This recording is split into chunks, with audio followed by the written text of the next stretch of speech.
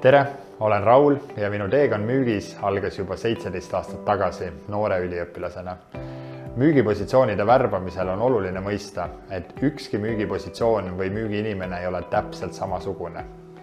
Ettevõtted kirjeldavad mulle tihti, et otsivad kedagi, kellel on see sära silmis, jutt jookseb ja kes ei anna kunagi alla.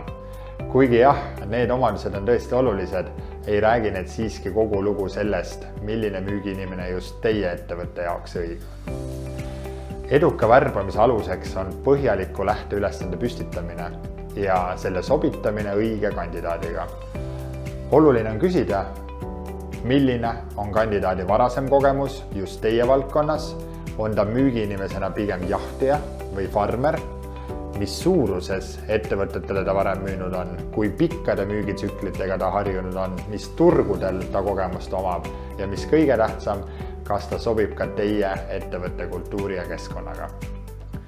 Selline põhjalik lähenemine tagab, et me ei otsi lihtsalt üldist head müügiinimest, vaid sobivat spetsialisti just teie ettevõtte konkreetsete vajaduste jaoks.